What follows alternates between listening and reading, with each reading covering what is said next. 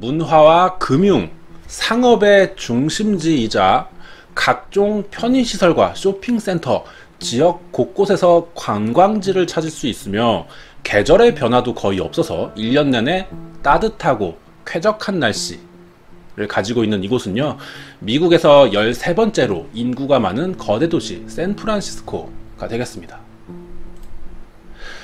샌프란시스코는요, 도시의 3면이 바다로 둘러싸여 있어요. 그래서 화려한 외관을 자랑하고요, 동시에 아름다운 자연 경치를 가지고 있는 탓에 매년 많은 사람들이 이 샌프란시스코를 방문하려고 합니다.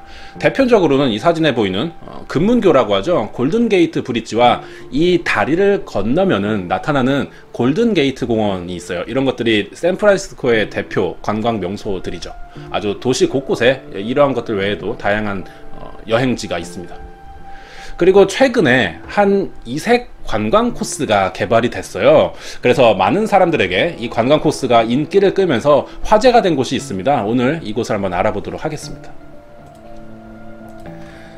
이 관광 코스는요, 샌프란시스코에서 약 2km 정도 떨어진 샌프란시스코 베이에 위치한 한 섬을 둘러보는 코스라 그래요. 이 섬의 이름이 알카트라즈라고 합니다. 섬 크기는 약 5만 평 정도로 굉장히 작은 섬인데요, 사진에 보시면 이 섬의 절반이 어떤 거대한 건물 하나가 차지하고 있는 것을 볼 수 있죠. 이 섬을 찾은 대부분의 사람들은요, 이 커다랗고 낙후된 이 건물을 둘러보기 위해서 섬을 찾아올 정도로 한 가지 특별한 목적을 위해 건설된 것으로도 유명하다 그래요. 사방이 바다에 둘러싸여 있어서 아름다운 절경을 자랑하기도 하고요. 섬에 위치한 거대 시설의 이름은 사실 알카트라즈 연방교도소라고 합니다. 감옥이에요. 알카트라즈 감옥은 1934년부터 1963년까지 30여 년 동안 각종 범죄자들을 모아서 이곳에 가둬두는 감옥으로서의 역할을 하고 있었죠. 특히 이곳은 미국에서 가장 발달한 도시 중 하나인 샌프란시스코 시내와 매우 가까운 위치인데도 불구하고요, 사방이 바다로 둘러싸인 섬인데다가 바닷물은 사람이 들어가기에는 수온이 굉장히 낮다 그래요. 굉장히 차갑기도 하고 섬 주위는 절벽과 바위가 많아서 험한 지형을 가지고 있죠. 그리고 이 주위에는요, 식인상어들이 서식하는 장소이기도 하답니다. 그래서 자연적으로 완전히 고립되어 있는 섬이죠. 그러한 이유 때문에 이 알카트라즈 연방교도소는요, 미국의 악질 흉악범들 중에서도요, 최악의 범죄자들이나 탈옥을 여러 차례 시도해서 잡힌 죄수들을 모아두는 곳으로 범죄자들에게 있어서는 굉장히 악명 높은 감옥이 되었죠. 게다가 이곳을 지키는 교도관들도 난폭한 범죄자들을 제압할 수 있을 정도의 철저하게 훈련을 받았던 거친 사람들로만 배치가 되었기 때문에 공식적으로 이 알카트라즈 교도소가 운영되던 30년 동안 탈옥에 성공한 사례는 단 한 건도 없을 정도로 미국 최고 수준의 보안성을 갖추고 있다고 합니다. 하지만 교도소가 문을 닫기 1년 전이었던 1962년, 이 알카트라즈 섬과 이 교도소가 미국을 넘어 전 세계적으로 크게 유명해지는 사건 하나가 벌어지는데요, 같은 날 무려 3명의 남자가 이곳의 철통 같은 보안을 뚫고 탈출을 시도했던 일입니다. 이들은 대체 어떠한 방법으로 이 경비가 삼엄하기로 소문난 알카트라즈 교도소를 탈출할 수 있었을까요? 오늘 준비한 해외 범죄 사건은요, 미국의 알카트라즈 교도소에서 탈옥에 성공한 3명의 남성에 관한 이야기를 준비해 봤습니다. 알카트라즈 형무소 내부 사진이고요. 늦은 밤이었습니다. 알카트라즈 교도소의 수감자들은 모두 정해진 시간에 맞춰서 취침을 위해 자리에 든 상태였고요. 교도관들은 그때가 돼서야 하루 종일 죄수들을 감시하느라 예민해 있던 신경을 잠시 내려놓을 수 있었습니다. 그리고는 작은 후레쉬를 하나씩 들고 2사람씩 짝을 지어서 어두운 복도를 순찰하고 있었어요. 수감자들이 갇힌 철창을 후레쉬로 이용해서 비춰보고 안에 수감자들이 잘 자고 있는가 얼굴들을 꼼꼼하게 한 명씩 비춰보던 교도관들은요, 오늘 밤도 아무 일이 없는 것을 확인하고는 그날의 순찰을 마쳤다고 합니다. 교도소 내에 있는 모든 사람들에게 1962년의 6월 11일은요 이날 밤은 매일 똑같은 평범하고 조용했던 밤 중 하나였을 뿐이라고 해요. 그렇게 다음날 아침이 됐습니다. 인원 점검을 하는 기상 점호 시간이 한참 지났는데요, 각자 다른 방에서 생활하던 3명의 수감자들이 동시에 침대 위에서 꼼짝도 하지 않는 채 움직일 생각을 하지 않는 거였어요. 교도관들은 밤사이 이들에게 무슨 일이 있었는지를 살펴보기 위해 각 방의 철문을 열어봤죠. 그리고 각자 방에서 이 사람들을 흔들어 깨우기 위해 다가간 교도관들은요 곧바로 얼굴이 새하얗게 변하면서 비상사태라고 외쳤습니다. 침대에 누운 채 꼼짝하지 않던 이 3명은요 사실 사람이 아니었던 거예요.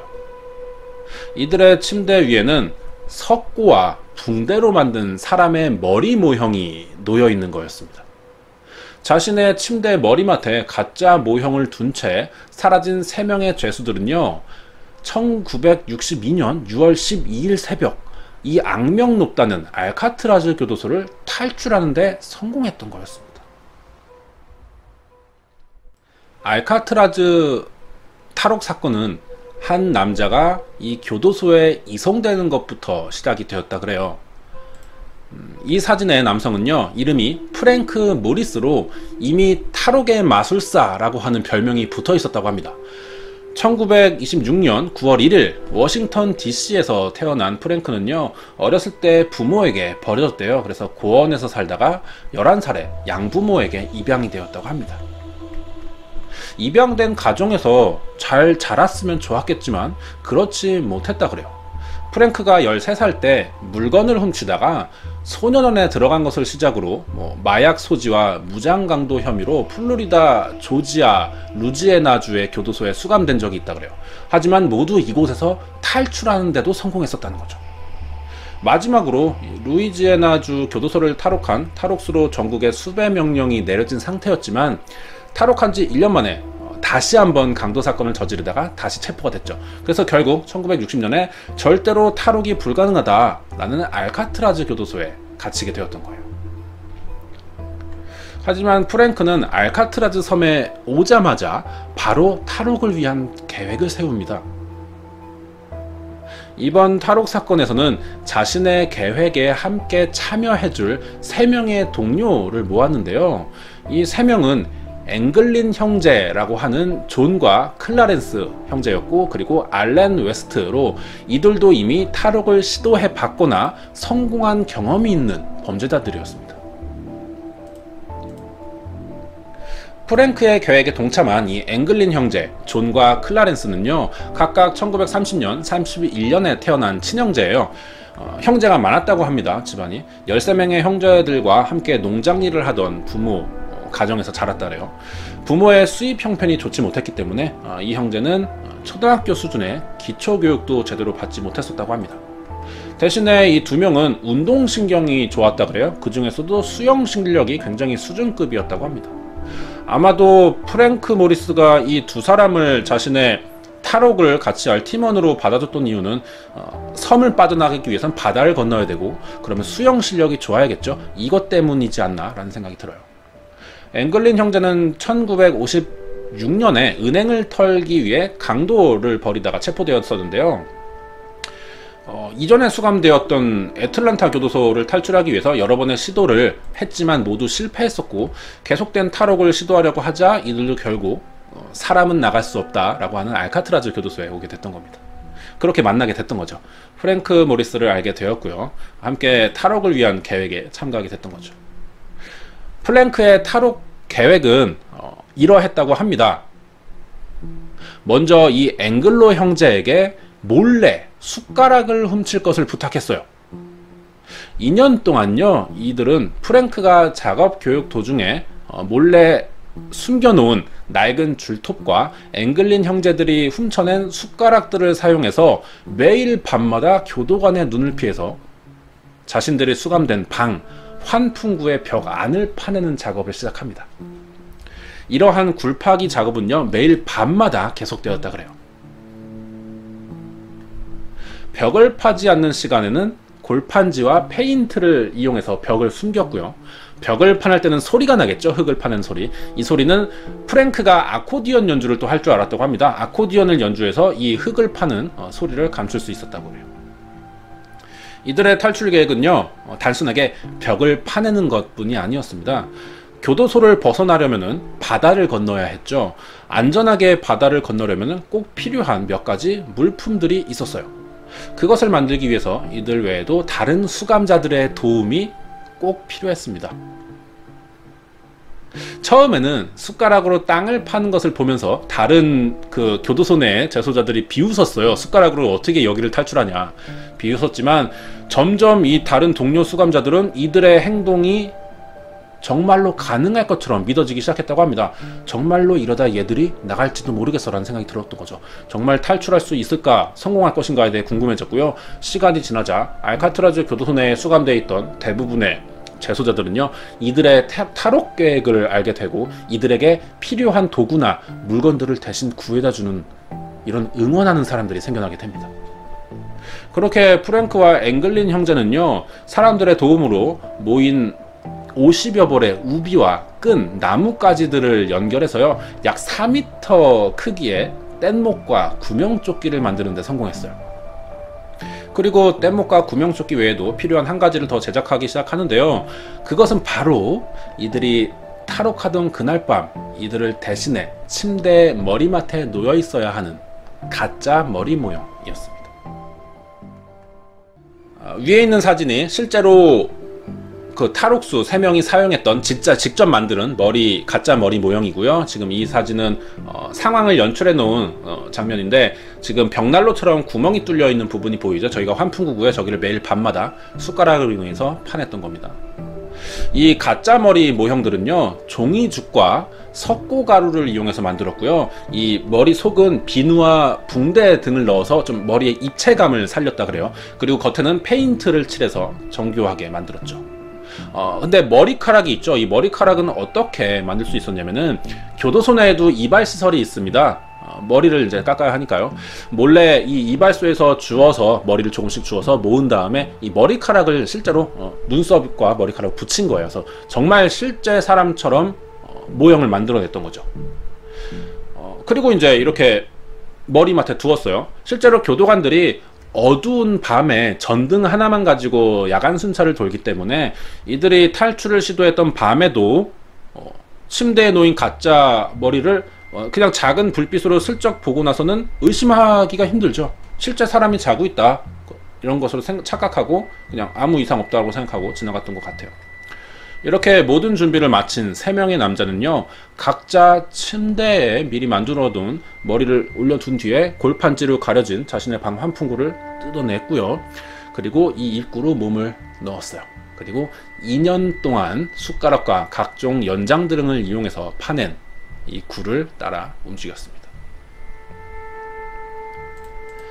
이들이 평소 파놨던 환풍구 통로의 끝은요 여기 지금 중간쯤에 벽 바닥이랑 중간 그 벽 맞닿는 부분쯤에 구멍이 하나 뚫려 있죠. 저기가 나가는 부분이에요. 환풍구 통로 끝이죠. 여기가 경비가 그렇게 삼엄하지 않은 교도소 복도라고 합니다. 이 복도를 따라서 이제 지붕으로 올라갔고요. 그곳에 미리 숨겨 놓았던 구명조끼와 비옷으로 만든 뗏목을 챙긴 채 교도소 외부로 탈출하게 됐던 거죠.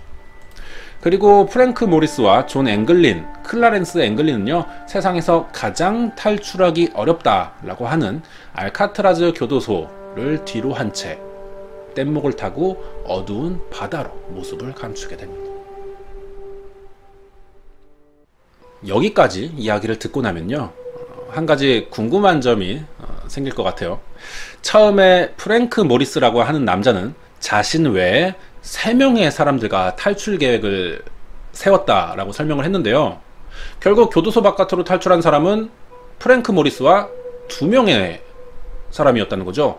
남은 1명은 그러면 누구이고 어쩌다가 이 사람은 이 탈출 계획에서 빠지게 되었을까요? 원래는 프랭크 모리스의 계획에 참여했었지만 제외되었던 사람이고 이름이 알렌 웨스트입니다. 알렌은 애틀란타주에서 차량을 절도한 혐의로 수감되었다가 플로리다주의 교도소로 이송되었고요. 거기서도 탈옥을 시도했지만 실패하면서 알카트라즈 교도소에 오게 됐던 겁니다. 알렌은 앵글린 형제와 함께 프랭크의 탈출 계획 초기부터 함께 행동하던 사람이었어요. 알렌 웨스트는 주로 교도소에 낡은 시설을 수리하거나 벽면 보수, 청소 같은 일을 도맡아 해오고 있었는데요. 교도소 내에서 하던 일이에요. 그 덕분에 알렌 웨스트는 다른 재소자들과는 다르게 구경하기 힘든 페인트나 각종 땅을 파기 위한 도구들을 비교적 쉽게 손에 넣을 수 있었다고 합니다. 그리고 알렌 웨스트도 매일 밤마다 자신의 방 환풍구를 뜯어내고는 바깥으로 나가기 위한 굴을 조금씩 파내고 있었죠. 그렇게 모든 준비가 끝났던 1962년 6월 11일 밤 알렌 웨스트도 역시 다른 3명의 사람들처럼 미리 만들어 놓은 머리를 침대의 머리맡에 올려둔 뒤에 환기구를 통해 탈출을 시도했죠. 하지만 알렌은 운이 조금 없었나 봐요. 복도로 나가기도 전에 미리 파두었던 이 굴이 무너진 겁니다. 그래서 굴 안에 갇혀버린 거예요. 급한 마음에 초조해진 알렌은 손으로 빠르게 벽을 파헤치면서 겨우 환기구를 나와서 4명이 만나기로 한 복도에 도착을 했습니다. 하지만 그곳에는 알렌을 기다리고 있는 사람이 아무도 없었다 그래요. 탈옥할 수 있는 시간이 촉박했던 다른 3사람들은 알렌 웨스트를 마냥 기다리고만 있을 수는 없었겠죠. 결국 자신들만 뗏목을 타고 밖으로 빠져나갔던 겁니다. 뗏목 없이는 탈출을 할 자신이 없었던 알렌은 결국 자신이 파두었던 굴을 통해서 다시 자기가 수감되어 있던 방으로 스스로 돌아왔고요. 자신은 프랭크에게 배신당했다는 생각에 아주 크게 화를 냈었다고 합니다. 다음 날이 됐어요. 탈출에 성공한 3명의 재소자로 알카트라즈 교도소가 발칵 뒤집어졌죠. 교도관들은 모든 재소자들을 모아놓고 이 사람들의 탈옥 계획과 과정들을 미리 알고 있었는지 조사해봤습니다. 하지만 이미 수감자들 중에 대부분은 이 탈옥수들의 편이었고 응원을 하던 사람이었어요. 그래서 계획을 다들 알고 있었지만 아무도 말을 꺼내는 사람은 없었죠.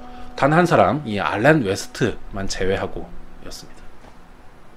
알렌 웨스트는 자신이 정말 크게 배신당했다고 생각했을 거예요. 이 사람이 대부분 탈옥에 필요한 연장이나 페인트, 석고, 머리를 만들기 위한 이런 도구들 전부 다 조달했던 사람이에요. 근데 정작 자신이 탈옥에 빠지게 됐죠. 그러자 알렌은 배신감에 경찰과 교도관들에게 프랭크의 탈옥 계획에 대해서 아주 자세하게 설명해 주기 시작합니다. 자신들의 계획은 뗏목을 타고 샌프란시스코의 해변까지 도착한 다음에 그곳에서 옷과 차를 훔쳐서 도주할 계획이었다라는 정보까지 제공하면서 매우 적극적으로 수사에 협조하는 모습을 보여줬죠. 이들의 탈출로 샌프란시스코 일대는요 수배령이 내려졌고 3명의 탈옥수를 찾기 위해서 FBI까지 동원됩니다. 하지만 이튿날이 되었던 6월 14일 해변가에 이들이 탈옥에 사용된 것으로 추정되는 뗏목과 앵글린 형제의 소지품들이 들어있는 가방들이 같이 떠내려오면서 이것들이 발견됐고요. 당일 밤 알카트라즈 섬 바다에서 떠다니던 시체를 보았다라고 하는 운항 중인 선박 선원들의 증언들까지 들어오면서 경찰과 수사관들은 이 3사람이 바다를 건너지 못한 채 익사한 것으로 결론을 짓게 됩니다. 하지만 17년이 지나서 이 사건이 공식적으로 폐기되던 1979년 12월 31일까지 익사했을 것으로 추정되는 탈옥수 3명의 시체를 찾는 것에는 실패했어요. 그렇기 때문에 프랭크 모리스와 앵글린 형제는 알카트라즈 교도소를 탈출하는데 성공한 것이 아니냐 하고 보는 사람들도 많아지게 됩니다. 탈옥에 성공했다, 성공하지 못한 채 바다에 빠져 죽었을 것이다, 이런 두 주장은요 아직까지도 팽팽하게 맞서고 있는데요. 먼저 바다를 건너지 못하고 중간에 바다에 빠져서 익사했을 것이다 라고 추정하는 사람들은 이들이 제작한 뗏목에 대한 내구성에 대한 의심과 그렇게 튼튼하지 못할 것이다. 당시 바다의 물살이 굉장히 빨랐던 시기였기 때문에 바다를 건너지 못하고 배가 가라앉았을 것이며 그 시체들은 주변을 운방하던 선박 선원들이 목격을 했던 것이었고, 시체가 발견되지 않는 이유는 아마도 물살에 휩쓸려서 다른 대륙으로 떠내려갔을 것이다 라는 주장을 합니다. 하지만 이들이 탈옥에 성공했을 것이다 라고 생각하는 사람들의 의견도 굉장히 신빙성이 있어요. 자, 이 사진을 볼게요. 이 사람들은요 1975년 브라질에서 찍힌 미국인으로 추정되는 2명의 남성인데요, 이게 살아있을 것이다, 탈옥에 성공했을 것이다 라고 주장하는 가장 큰 증거물 중에 하나입니다. 이들의 생김새가 마치 앵글린 형제와 매우 닮았다 라는 주장인 거죠. 비교해 보겠습니다. 그리고 실제로 1962년 이들의 탈옥 이후에 앵글린 형제의 부모님 앞으로 형인 존 앵글린이 보낸 크리스마스 카드가 집에 도착하면서 이들이 살아있다라는 주장도 뒷받침되고 있습니다. 그리고 2015년 어느 다큐멘터리 프로에서요, 이들과 같은 방식으로 제작한 뗏목을 띄워서 실제로 바다를 건너는 것이 가능한지에 대한 실험을 해봤는데요, 실제로 가능하다라는 결론이 나오면서 탈옥에 성공했을 것이다 라는 의견이 더 강해지고 있습니다. 하지만 아직까지도 탈옥 이후에 이 세 사람에 대한 생사가 55년이 지난 지금까지 명확하게 알려진 것은 없습니다. 이 사진은 남겨졌지만 이 사람들이 어디에 있는가를 찾지 못하고 있어요. 1962년 이들이 탈옥한 지 1년 만에 알카트라즈 교도소는요, 운영비의 부족으로 시설을 중단하면서 최고의 보안으로 악명이 높았던 알카트라즈 교도소가 결국 문을 닫으면서 역사 속으로 사라지게 됐습니다. 사진은 알카트라즈 섬의 야경이에요.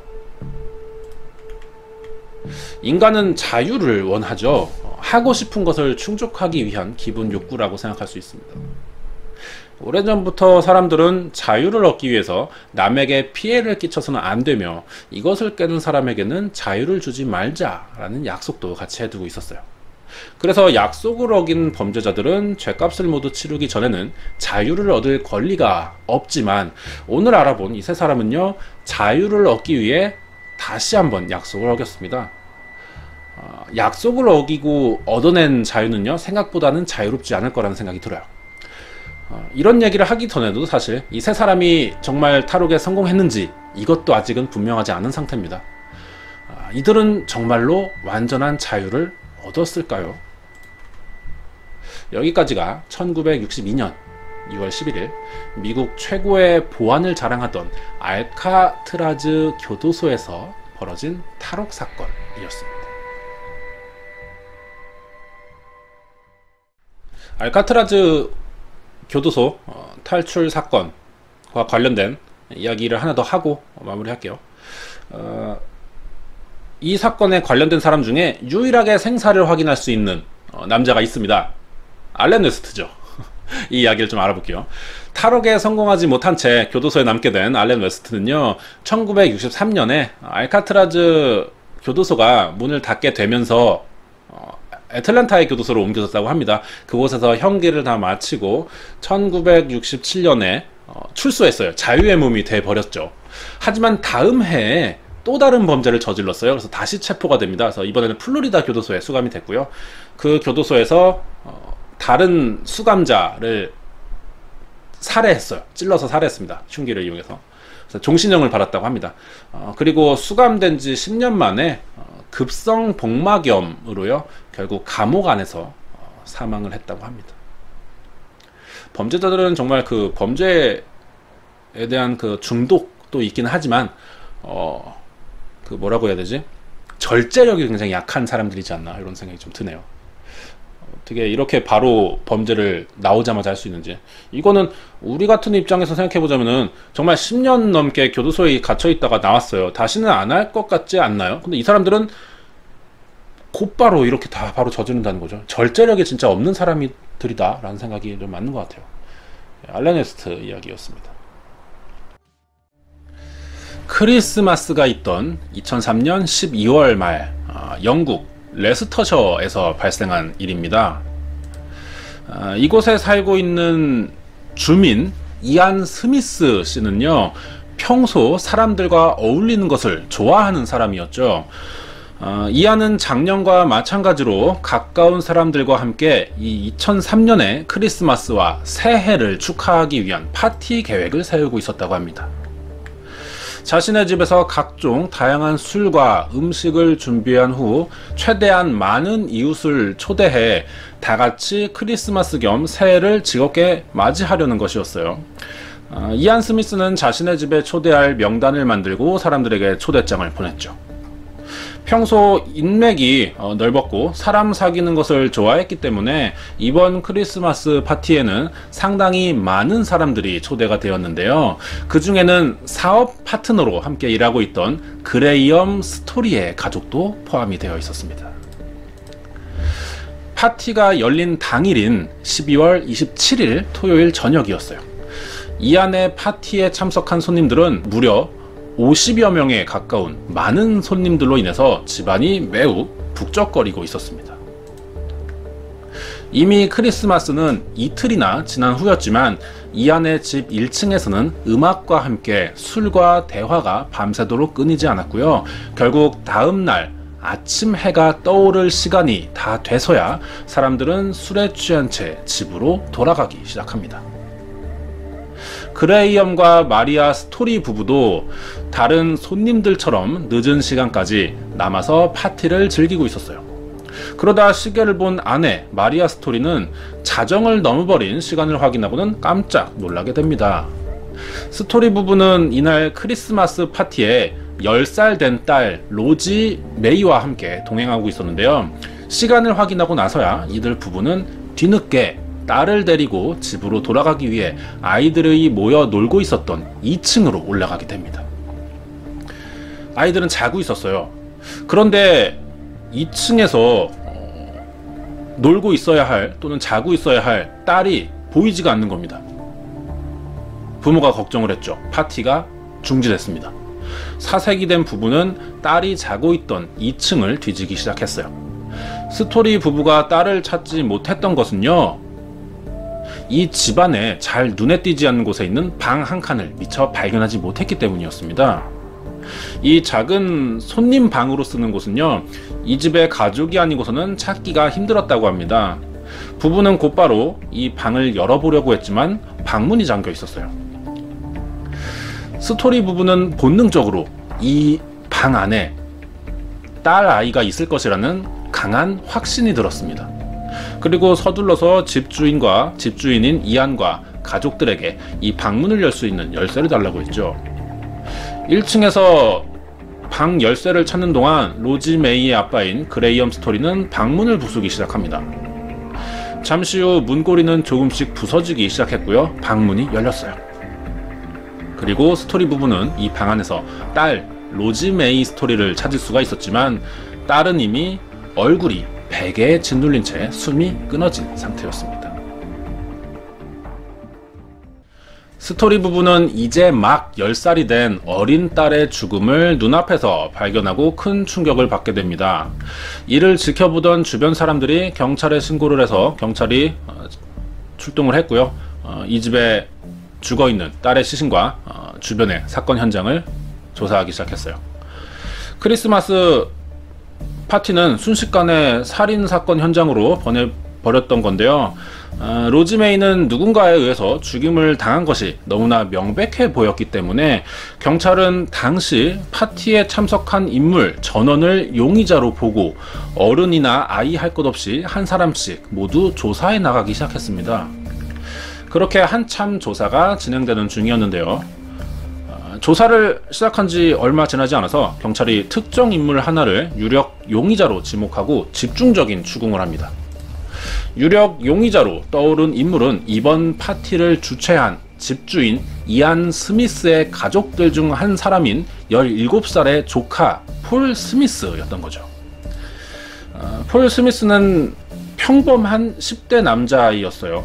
겉으로 봤을 때 건강해 보이고 별 특징은 잘 눈에 띄지 않는 좀 평범한 그냥 고등학생 정도로 보였지만 경찰은 이 폴 스미스와 짧은 대화만으로도 로지 메이를 살해한 범인이라는 것을 알아차리게 됩니다.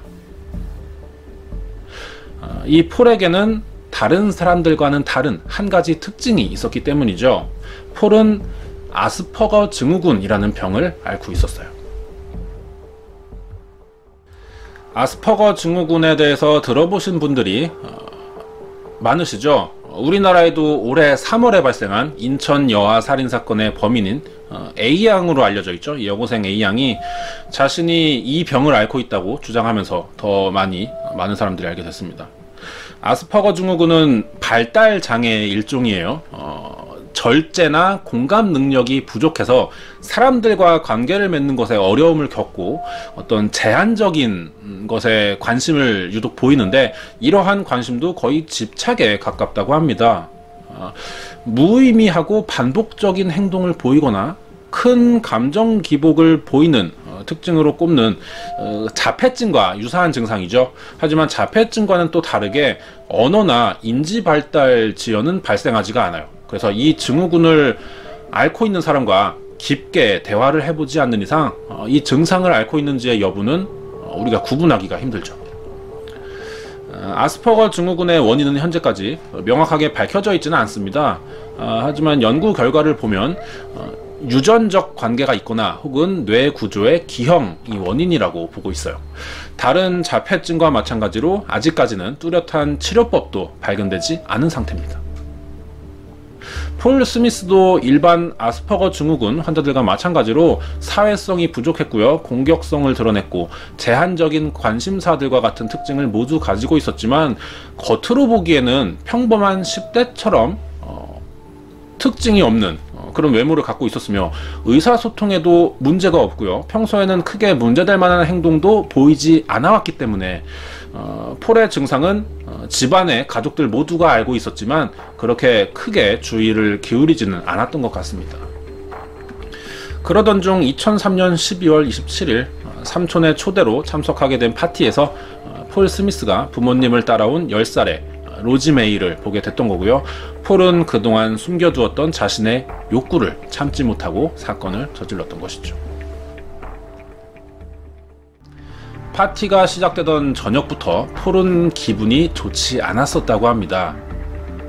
폴은 수십 명이 넘는 어른들이 이 좁은 공간에 모여서 계속해서 대화를 하는 이 파티가 굉장히 시끄럽고 지루하게 느껴졌었다 그래요. 부모의 손에 이끌려서 강제로 오게 된 이유도 있었지만 많은 사람들로 인해서 심리적인 불안감을 갖게 됐던 거죠. 그래서 이 사람들을 피하기 위해 손에 맥주 한 병을 들고는 조용한 곳을 찾아다니기 시작했다 그래요. 그러던 중에 이 로지 메이의 가족이죠, 스토리 가족이 도착을 했고 폴은 로지 메이를 향해 이런 말을 했어요. 저 여자애를 보니 성적으로 흥분된다 라면서 누구나 다 들을 수 있는 정도의 큰 목소리로 혼잣말을 했던 겁니다. 이 로지 메이의 어머니도 폴의 혼잣말을 직접 듣기는 했어요. 하지만 그냥 어린 10대 아이의 농담 정도로만 생각을 했었죠. 그럴 수밖에 없었던 이유가 파티를 연 주최자 이안 스미스와 이 스토리 부부가 꽤 오랫동안 사업 파트너로 일을 하고 있었고 가까운 사이였기 때문에 이안의 조카인 폴 스미스도 갓난아이 시절부터 오랫동안 지켜보면서 아픈 아이라는 것은 알고 있었죠, 이 집에서도. 그래서 크게 문제 삼고 싶지 않아 했던 겁니다. 스토리 부부는 딸을 2층에 있는 다른 아이들과 함께 놀 수 있도록 올려보냈었고요. 그렇게 크리스마스 파티가 시작이 되었던 겁니다. 이 장면을 본 폴 스미스가 어른들의 눈을 피해 손에 술병을 들고 로지 메이를 따라 2층으로 올라갔고요. 눈에 띄지 않는 그 구석에 손님들을 위해 사용하는 방으로 메이를 불렀습니다. 그곳에서 폴이 성폭행을 시도했던 거죠. 로지 메이는 거세게 반항하면서 소리를 질렀다고 합니다. 그러자 폴이 아래층의 어른들이 이 비명소리를 들을까봐 급하게 베개를 들어서 아이의 입을 막았던 거예요. 그렇게 얼마 지나지 않자 이 로지의 움직임이 멈췄다고 합니다. 결국 베개에 숨이 막혀서 질식사를 했던 거죠. 폴은 로지 메이가 움직이지 않는 상태가 되자 뒤늦게 겁을 먹기 시작했습니다. 폴은 사망한 로지를 침대 위에 그대로 방치했어요. 그대로 방문을 잠그고 빠져나왔습니다. 여기에는 이유가 있습니다. 사건을 보면은 침대 위에서 성폭행을 하려다가 1층에는 수십 명의 어른들이 있는데요. 그러다가 살인을 결국 했어요. 그런데 이 시신을 현장에 그대로 둔 채 문만 걸어 잠그고 도망쳐 나왔다는 거죠. 상식적이지 못한 범죄자로서의 행동이라고 볼 수 있습니다. 이랬던 이유는 자폐아 학회에서 보기를 아스퍼거 증후군을 앓고 있는 10대의 경우에는 또래보다 몇 배에 달하는 공격성을 드러내고 한번 공격적으로 돌변하게 되면 이후에 생길 일의 결과를 예상해보지 못한다고 합니다. 당시 폴 스미스의 경우도 로지 메이의 입을 막아 소리를 내지 못하게 하는 것에만 신경을 썼던 거지, 베개로 얼굴을 누르면 질식할 수 있다는 상황을 이해하지 못했던 거죠.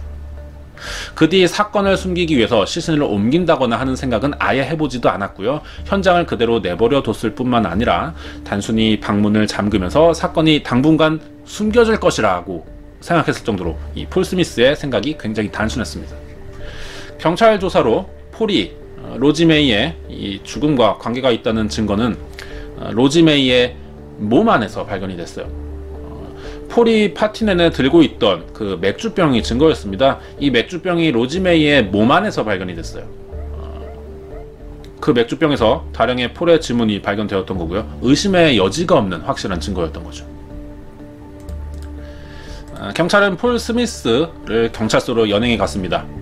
그리고 재판에서 살인을 비롯한 아동 강간미수, 아동 성추행 혐의에서 모두 유죄를 인정받았지만 아직 폴이 18세 미만의 미성년자라는 것과 아스퍼거 증후군을 앓고 있다는 이유로 비교적 낮은 14년형을 받게 됩니다. 하지만 폴 스미스 가족의 생각은 또 달랐어요. 아스퍼거 증후군을 앓고 있는 환자를 방치한 죄로 뉴스가 나가자 주위 사람들에게 많은 비난을 받고 있었습니다. 그러자 폴 스미스의 가족은 재판이 끝나고 나서도 여전히 로지 메이의 사망은 폴과 관계가 없다라는 주장을 하는데요.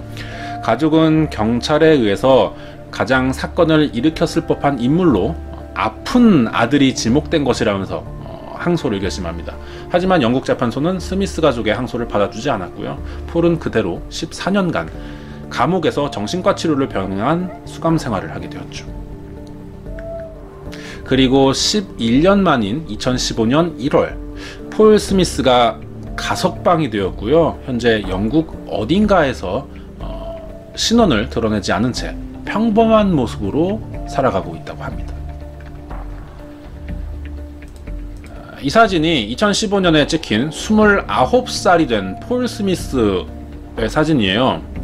표정을 보시면 굉장히 뻔뻔하다라는 느낌이 좀 드실 텐데요. 그렇게 죄의식도 별로 갖고 있지 않는 것 같습니다.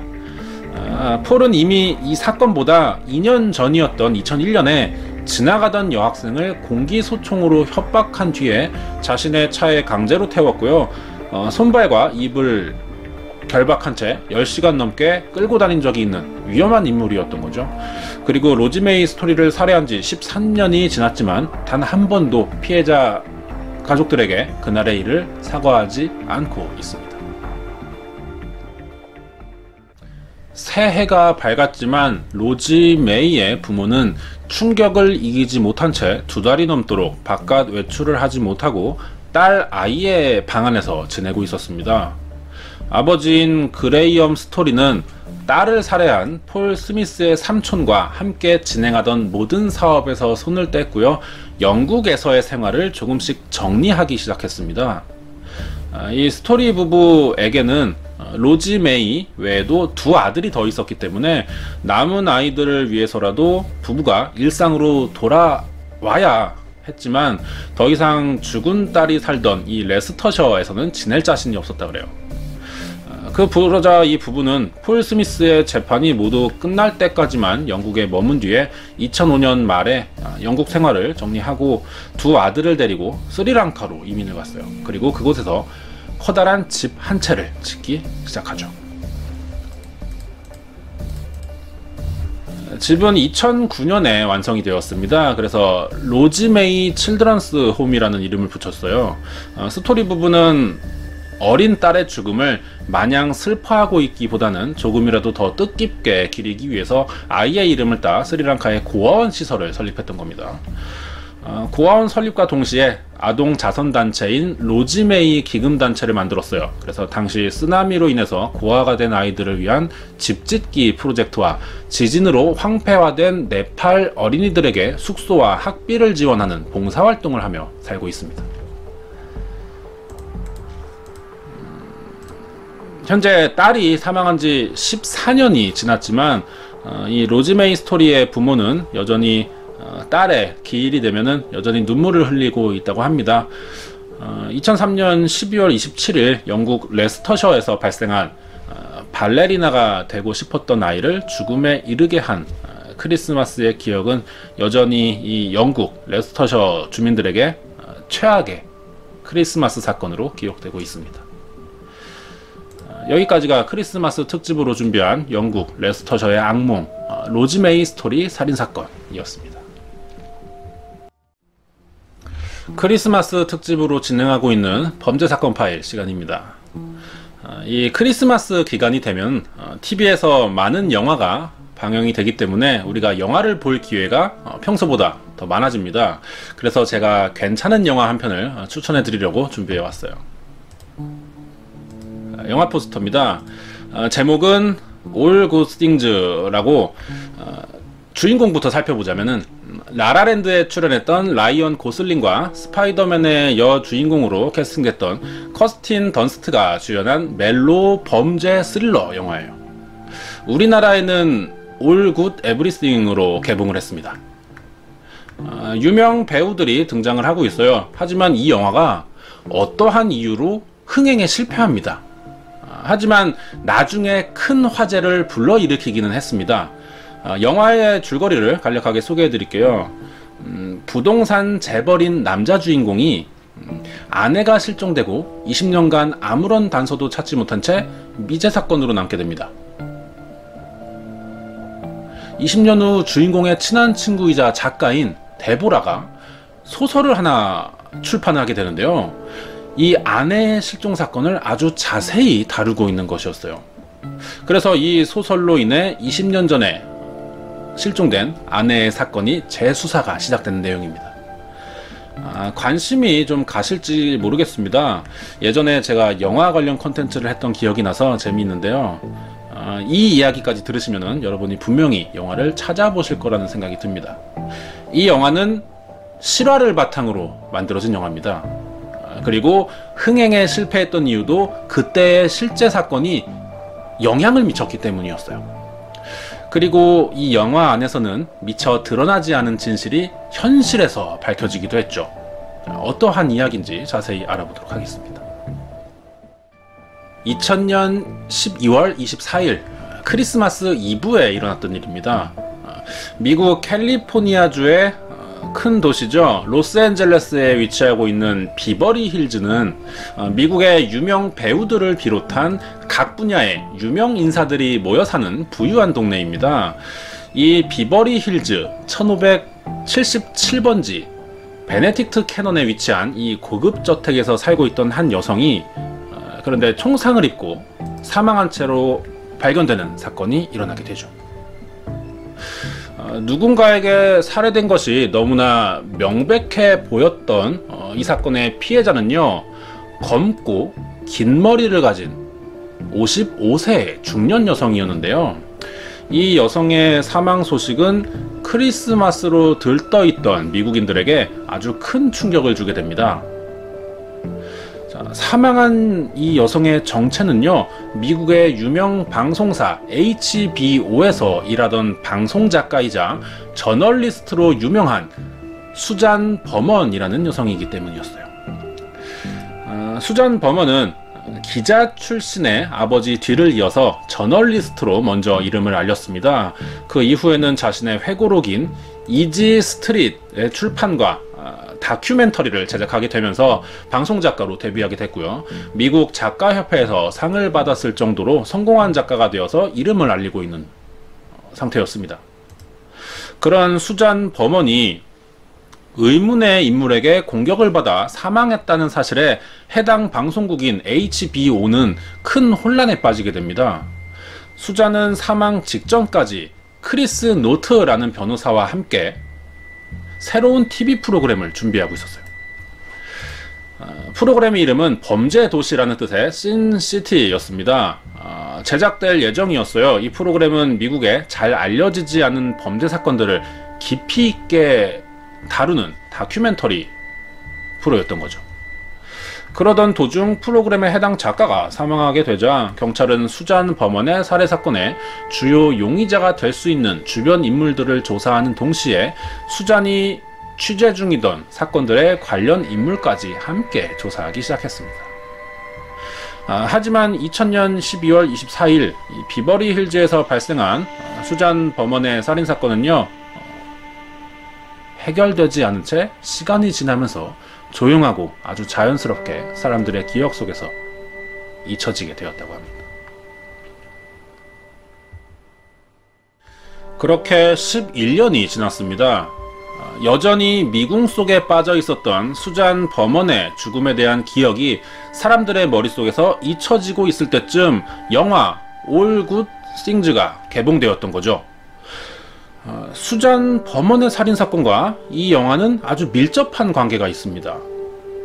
영화 속에서 주인공의 친구로 등장하며 실종사건에 대한 책을 발표하는 데보라라는 작가가 바로 오늘 이야기하는 크리스마스 이브에 살해된 수잔 범원을 모델로 만들어진 캐릭터이기 때문이죠.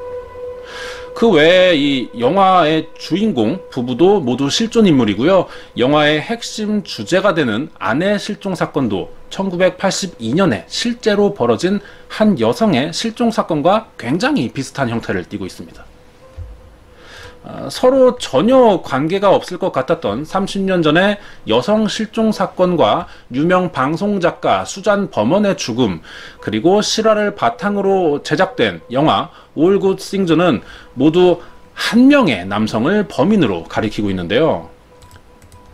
이 사람이 바로 영화 속의 남자 주인공의 실제 모델이자 사망한 수잔 범원의 친한 친구였으며 1982년에 의문의 사고로 아내를 잃은 미국의 부동산 재벌 2세 로버트 더스트입니다. 이 영화의 영향으로 30년 전에 벌어진 아내 실종 사건과 10년 전에 발생한 수잔 범원의 살인사건의 유력 용의자로 의심받고 있던 로버트 더스트는 다시 한번 경찰의 조사를 받게 되었어요. 로버트는 당연히 자신의 무죄를 주장했습니다. 하지만 결국 재판장에 서게 됐죠. 로버트는 미국 최고의 로펌 소속의 변호사인 초호화 변호인단이 있었습니다. 이 변호인단의 활약으로 재판이 증거 불충분으로 판결이 났고요. 무죄를 선고받았죠. 그렇게 로버트 더스트의 무죄 판결은 3년이 지났습니다. 하지만 사람들의 의심은 전혀 줄어들지 않았어요. 그러던 중에 방송가에서 로버트 더스트와 관련된 두 개의 사건으로 다큐멘터리를 찍을 예정이라는 소문들이 돌기 시작했습니다. 로버트 더스트가 이 소문을 들었죠. 그래서 해당 감독에게 먼저 전화를 걸었습니다. 그래서 그동안의 오해를 풀고 싶다며 자신이 먼저 다큐멘터리를 제작해 줄 것을 요청해 왔어요. 감독은 즉시 관련 다큐멘터리를 제작함과 동시에 이 로버트 더스트를 인터뷰했습니다. 총 6부작으로 기획된 이 로버트 더스트의 다큐멘터리는요, 순조롭게 방송이 되고 있었어요. 방송은 높은 시청률을 기록하면서 마지막 6회만을 앞두고 있는 상황이었죠. 그렇게 마지막 회 방송을 제작하기 위해서 늦은 시간까지 방송국에 남아 인터뷰 영상을 편집하던 감독은 로버트의 인터뷰에서 이 사건의 진실을 보게 됩니다. 인터뷰 중 잠시 화장실에 간 로버트 더스트가 마이크가 켜진 것을 모르고 혼잣말을 하는 영상인데 이 내용이 아주 충격적인 거죠. 영상을 보도록 하겠습니다.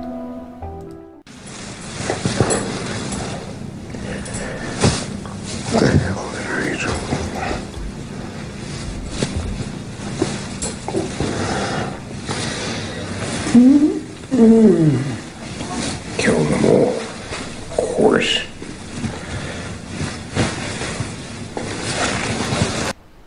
다시 한번 들어볼게요.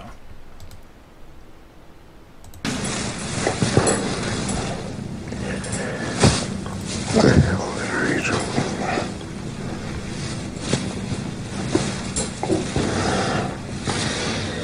Kill them all. Of course.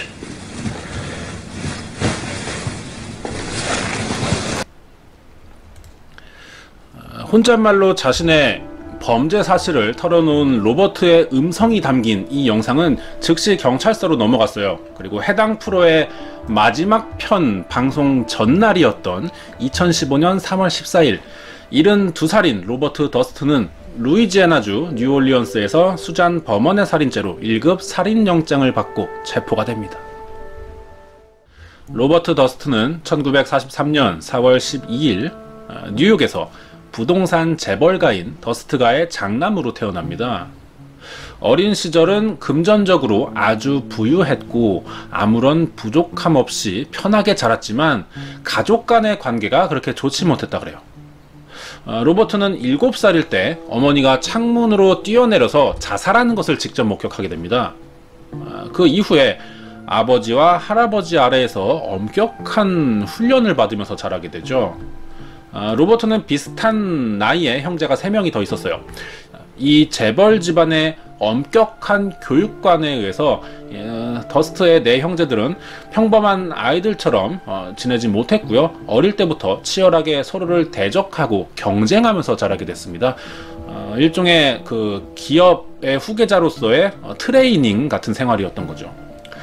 어머니를 잃은 충격이 아직 가시지도 않았는데 형제들 간의 치열한 경쟁 분위기 속에서 지내야 했던 로버트는 결국 이상 행동을 보이기 시작했어요. 그리고 10살이던 1953년 의사로부터 정신분열증을 앓고 있다는 진단을 받게 됩니다. 하지만 치료를 잘 받았던 덕인지 큰일 없이 학교를 다니며 대학에 진학하게 됐고요. 세계 최고의 대학 중 하나인 UCLA에서 경제학 박사과정까지 무사히 마친 뒤에 가족들이 살고 있는 뉴욕으로 되돌아오게 됩니다. 그리고 4년이 더 지났어요. 30살이 된 로버트 더스트는 당시 의대를 다니던 대학생 케이트 맥코맥을 만나서 부부가 됩니다. 하지만 이 부부의 결혼 생활이 9년 만에 끝이 나게 되는데요. 1982년 1월 31일 저녁이었어요. 아내인 이 케이트는 뉴욕 시내의 한 술집에서 친구와 만나기로 약속을 한 상태였지만 그날 밤 케이트는 약속 장소에 나타나지 않았고요. 집에도 돌아오지 않았습니다. 이 케이트의 마지막 목격자가 남편이었어요. 로버트 더스트였습니다. 로버트는 그날 아내와 큰 다툼이 있었지만 친구와의 약속을 지키기 위해서 아내 케이트를 약속 장소 근처 지하철역에 내려주고는 집으로 돌아왔다는 진술을 합니다. 이 로버트 더스트는 30년이 지난 후인 2014년에 다큐멘터리 촬영 중 한 번 더 이 사건에 대해서 진술한 적이 있습니다. 그날 아내와의 다툼에 대해서 솔직히 진술하면서 모든 것이 끝나기를 바랬다라는 알 수 없는 말을 합니다. 아내 케이트는 결국 1982년 1월 31일을 마지막으로 모습을 완전히 감춰버렸어요. 케이트 맥코맥의 갑작스런 실종으로 인해서 로버트와 부부의 친구들은 케이트의 무사 귀환을 바라며 10만 달러입니다. 우리 돈으로 1억 원 정도죠. 보상금을 걸고 행방을 찾기 위해 노력을 했어요. 사람들은 케이티가 곧 돌아올 수 있을 것이라고 생각하면서 기다렸지만 왜인지 남편인 로버트 더스트는 그렇지 않아 보였습니다. 남편은 사건 발생 후 케이티에 대한 포상금을 15,000달러로 내립니다. 원래 10분의 1 정도로 확 내려버린 거죠. 그리고 아내와 공동 명의로 구입한 물건을 자신 앞으로 모두 이전했고요. 남은 아내의 물건은 갖다 버리는 등의 마치 아내가 돌아오지 않을 것을 알고 있는 듯한 행동을 보이기 시작한 거죠. 당연히 이런 행동은 경찰의 의심을 사게 됩니다. 하지만 로버트에겐 결정적인 알리바이가 있었기 때문에 체포되지 않습니다. 로버트 더스트는 사건 당일 아내를 기차역에 내려준 후에 대학 친구를 만났다라고 진술했죠. 이때 로버트의 알리바이를 증언해준 이 대학 친구가 바로 오늘 사건의 주인공인 크리스마스 이브의 시체로 발견된 인기작가 수잔 버먼입니다. 이후 KT 매콤에게 실종에 관한 수사는 결국 아무것도 찾아내지 못했고요. 가족들도 결국 KT는 사망한 것으로 인정하게 되면서 KT 실종에 관한 수사가 미해결로 종결됩니다. 이후 로버트 더스트는 바로 재혼을 했어요. 그렇게 사건 발생 이후 18년이 지난 2000년이 되었죠. 인기 방송 작가가 된 수잔 버먼은 자신이 기획한 TV 프로에서 이 로버트 더스트와 아내의 실종 사건을 다룰 계획을 세우기 시작했습니다. 이 사실을 들은 로버트가 크게 화를 냈죠. 사실 로버트는 사건 당시 친한 친구였던 수잔 버먼에게 자신의 알리바이를 만들어주는 대가로 이미 $50,000라는 거액의 돈을 지불한 상태였기 때문이죠. 그 당시 돈을 받고 비밀을 지키겠다라는 약속을 했지만 수잔 버먼은 로버트의 아내 이 KT 매콤에게 실종 사건에 대해서 너무나 많은 진실들을 알고 있었습니다. 이전까지 믿을 수 있는 친구라고 생각하던 수잔 버먼이 자신의 범죄 사건을 방송에서 알릴 계획을 세우고 있다는 소식을 들은 로버트는 배신감이 들었겠죠. 그래서 곧바로 이 수잔이 살고 있는 로스앤젤레스 비버리 힐즈로 날아갔던 겁니다. 이 둘 사이에 정확히 어떠한 거래가 오고 갔는지를 알려져 있는 것은 없지만 확실한 것은 수잔이 사망하기 며칠 전부터 경찰에게 케이트 매콤액에 대한 실종 사건을 이야기하길 원하고 있었고요. 은행 계좌에는 로버트의 이름으로 보내진 25,000불이 들어있는 상태였습니다. 그리고 2000년 크리스마스 이브에 자신의 집 안에서 권총에 맞은 채 시신으로 발견되었던 거고요. 로버트 더스트는 이때 수잔의 시체가 발견되기 전날인 12월 23일 밤 캘리포니아에서 뉴욕으로 향하는 비행기를 타고 있었다는 사실이 드러나게 됩니다. 이 모든 정황들이 이 로버트 더스트가 수잔 버먼을 살해한 것이라고 말하고 있습니다. 하지만 로버트는 끝내 혐의를 부인했죠. 입금된 돈에 대해서는 그냥 친한 친구에게 선물한 것일 뿐이다 라면서 확실하게 선을 그었어요. 명백한 물증은 없었지만 어떻게든 경찰은 이 로버트를 법정에 세우는 데까지는 성공합니다. 하지만 수준 높은 변호인단의 실력으로 수잔 버먼의 살인사건에서 증거 불충분으로 석방이 되죠. 그리고 전 아내인 케이트 매콤에게 실종 사건까지 증거 불충분으로 다시 한번 무죄를 인정받게 됩니다. 법원은 로버트를 무죄로 판결했지만 여전히 두 여성이 당한 일은 로버트와 깊은 관련이 있는 것처럼 보였습니다. 사람들은 쉽게 의심을 풀지 못했고요. 그러던 와중 2010년에 이 사건을 소재로 한 올 굿 띵즈가 개봉을 앞두고 있었죠. 이 영화는 2010년에 기대작이었지만 알 수 없는 외부의 방해로 인해서 1년이나 연기가 되었어요. 그리고 개봉 당시도 별다른 홍보도 제대로 하지 못한 채 사람들 모르게 영화가 상영됐습니다. 이것도 로버트가 재력을 내세워서 외압을 행사한 것이 아닐까 추정을 하고 있는 상태입니다. 하지만 영화는 이 충격적인 내용으로 인해서 금방 알려지게 되었고요.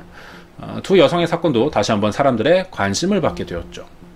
다큐멘터리의 감독이 이 로버트 더스트 사건에 관심을 보인 것도 이 영화 때문이었습니다. 그렇게 제작된 로버트 더스트의 다큐멘터리 더 징크스가 2015년에 공개됩니다. 화면에 나오는 72세의 노인 로버트 더스트는 사건들에 대해 자세히 알지 못할 뿐만 아니라 중요한 사실은 자신이 법정에서 무죄 판결을 받은 것이라면서 자신을 향하고 있는 오해를 풀어달라라는 부탁을 하죠. 몸도 제대로 가누지 못하는 이 노인의 말에 사람들은 서서히 로버트가 억울하게 용의자로 몰렸던 것이라고 믿기 시작했습니다.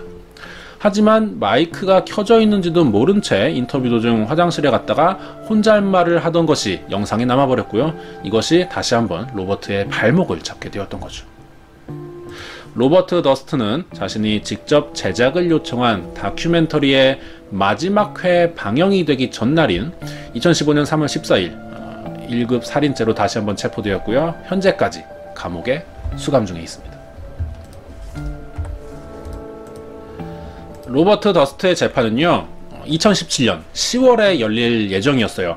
하지만 재난 사고로 인해서 교도소의 일부가 무너지는 바람에 6개월 뒤로 미뤄졌습니다. 이 6개월 뒤 재판이 열리게 될 때 로버트의 나이는 75살이에요. 로버트 더스트 변호인단의 주장에 의하면은 화장실에서의 한마디가 사건의 증거가 될 수는 없으며 동의를 얻지 않은 녹음은 증거로서 효력이 없기 때문에 다시 한번 무죄를 주장할 예정이라고 합니다. 여기까지가 크리스마스 이브에 의문의 죽음을 맞은 한 여성과 관련된 미국 부동산 재벌 2세의 반전 사건이었죠. 로버트 더스트의 사건 파일이었습니다.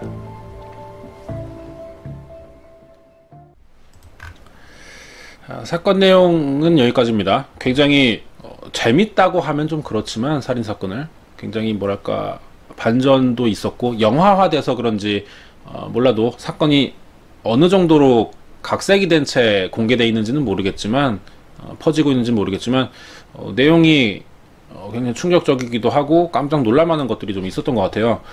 관련된 이야기를 조금 더 해보고 마치도록 하겠습니다. 이 로버트 더스트가 집안의 장남이죠. 그래서 이 더스트가의 모든 부동산 사업을 물려받을 수가 있는 사람입니다. 형제 중에 가장 유력하죠. 장남이니까.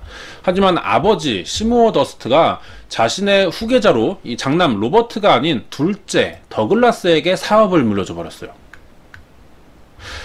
이유가 있었던 거죠.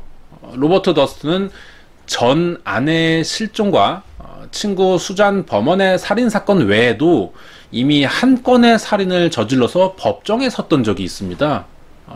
이웃 남성과의 갈등으로 인해서 화가 났던 로버트가 총을 쏴서 이 남성을 살해했던 건데 이것이 법원에서 정당방위로 인정이 되었고요. 8개월간 수감 생활한 뒤에 풀려난 적이 있었다고 합니다. 아마도 이 일이 계기가 되어서 사업이 동생에게 넘어갔던 것 같아요. 그래서 로버트가 이때 일을 계기로 가족들과 멀어지게 되었다고 합니다.